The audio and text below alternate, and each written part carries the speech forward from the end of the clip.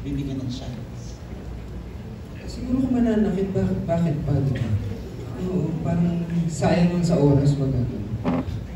I'll pass. Auto pass. Oh, please come. Joke lang. No. Because I feel like everybody deserves the... Kung alam mo na, heartbreaker.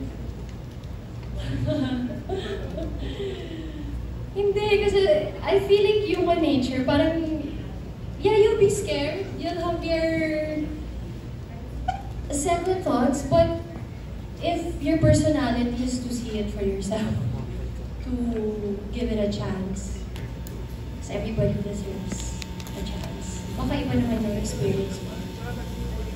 Yung heartbreak naman, hindi na naman nagagaling sa significant other. Diba, minsan sa friend, minsan sa sister, minsan so... Thank you. Thank you. That was Nas Tabares of Pelikula Mania. For our next question, we have Ambet Navas of Marites University. Hello. Nakita ko. Hello po. Direct sa'yo muna. Sige po. Napapansin lang namin na yung mga projects mo laging parang may kakaiba na elemento like yung kahit na saan naman, yung Petrobanduco last time, parang mahilig ka dun sa mga kwentong may mga yun na, misteryo, may mga superpowers. Anong nakaka-attract sa'yo dahil na gumagawa ka ng mga ganung kwento or pelikula? Yung desire lang po talaga na mabigyan ng bali yung mga usual na ginagawa. Especially, di ba, karamihan ng mga Filipino audience minsan nagreklamo na paulit-ulit na ginagawa niyo, wala nang bago. Pero yung mga producers naman namin, gusto nilang gawin yung usual. So I'm trying to combine the two. Familiar yung genre, familiar yung tropes, pero merong sprinkle of uniqueness. Gano'ng kahirap nilagay mo ng romantic angle? May love story? Hindi naman siya gano'n kahirap kasi for the past decade na sa career ko, parang nahubog na yung kakayahan ko sa paggagawa ng mga romance na stories. So, hanggang kina-careful design ko lang kung paano mapag-mix yung dalawang genre. For example, the romance and fantasy. So sa movie na to makikita namin, mararamdaman namin yon. Apo. Kina Julia and Carlo, medyo lalis ko ng konti personal. So, kumusta na yung friendly relationship nyo? Kasi si Carlo, nung magkatrabaho ka sa Candy, Expensive Candy, single pa siya that time. Ikaw naman, you're both happily sa kanyang mga karelasyon. So, may mga tips ba kayong pinag-uusapan off set or nagsishare ba ng something about na mga bagong nyo sa buhay nyo ngayon? Catch up lang. Kasi nga nung time na ginawa na, actually ito, hindi pa ako kasal. Talaga? Ngayon lang kami ulit nakita na married na. So, tinatanong niya lang, how's the married life? Gano'n. Noon naman, okay lang naman. Kinakamusta ko si Jay dahil nakatrabaho ko din si Jay. Tapos si April, kinakamusta din niya. Wala namang, nagbibigay ka ba ng advice? Or tips? Tips by Julia Barreto. More catch up. Kasi 2 years din ang pagitan ni Expensive Candy at saka ni Hold Me Close. So it's more catch up. Saan ka na sa life mo, dito ako sa life ko. And then yun naman, I think I just got to know him more in Hold Me Close, but just more about him as a person. Para kasing iba yung ko nun, expensive. Expensive Candy Parang isang tanong mo sa kanya, isang sagot lang din. Iba pa yung mindset, iba pa yung... Oo. So now, mas malalim ng friendship nyo na Oo. Yeah, oo naman. Ang ganda ng friendship namin ni Kaloy. Nag-iiyak kami. Joke, appreciate ko si Kaloy. Sobrang. Okay. Last question, Direk. 100% sa Japan shoot lahat ng movie or may mga... Yes, sa Japan lahat. Lahat. Wow. Okay. Thank you and good luck. Congratulations. Thank you. Thank you. That was Ambet Navas of Marites University. For our next question, we have Miss Ana Pingol of Pika Pika and Abante. Si Kaloy, Paka-explain yung passion mo today. Hindi, joke lang. Po si Woody. Passion, gusto ko lang pakita yung 27 ko na waistline.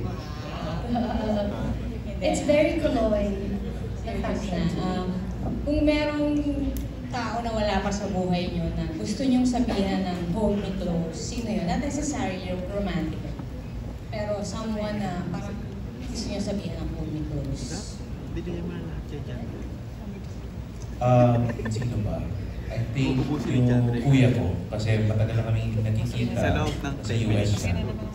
And parang feeling ko na sa point siya ng buhay niya na kailangan niya ng concern. So, kuya ko. Ako, siguro yung mga kapatid ko. Kasi tumatanda na rin kami lahat. So parang we're just navigating through our different lives. But still hand in hand, still together. It makes us stronger. Siguro ako si Mithi. Yan doon. Yeah. Thank you very much. That was Miss Anna Bingal of Pika Pika and Abante. Up next, we have Jacob Manahan, a TikTok content creator. Hello guys! First of all, congratulations sa Hold Me Close and it's part of 50th MMFF.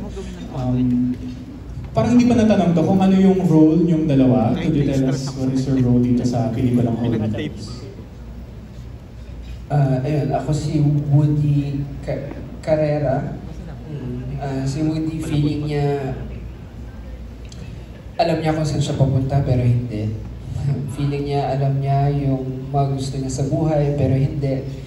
So parang for the past 6 years, palipat-lipat siya. Tama ba? 6-7 years, palipat-lipat siya. Tapos leaving fragments ng mga broken self niya dun sa mga pinuntahan niya. And then eventually... Personal mission niya na mahanap yung perfect home. Perfect home.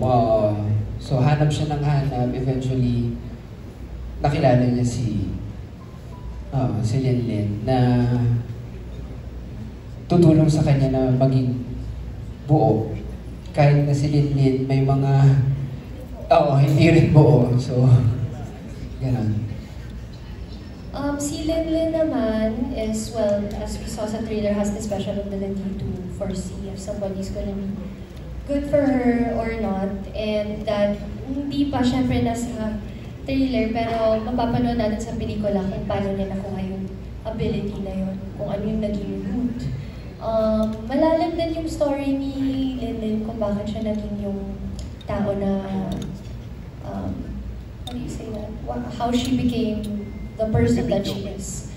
And then she meets Woody, who kind of changes her life. And teaches her na to give chances and to open your heart and to bring down the wall. And I think one of the important things na na-realize ko din about the movie is that not just because you hold someone and you get the bad feeling doesn't mean they're gonna be bad for you. Maybe they can be bad for themselves. So baka meron silang, it's not about Linlin, maybe sometimes it's about you. There's something that you have to. Parang yung ability nga ni Linlin parang mas intense lang na judger. Oo, yes. Pero talagang, ano lang naman, parang yung criticism niya, parang yung productive na criticism. We'll see in the movie, it unfolds in the movie. It's hard to share it, especially from the trailer because it will give it away.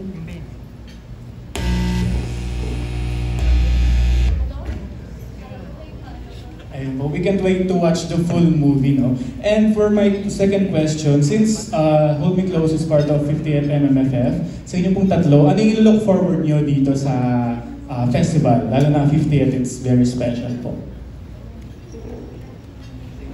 Ano lang, the celebration of Filipino movies. I'm sure lahat ng kasali, they brought their A-game. Ganun lang, hindi ko siya tinitingnan as competition. Kasi ako personally, every MMFF talaga nagmamarathon ako sa sinehan sa mall. Ayun, I look forward to watching all of the entries.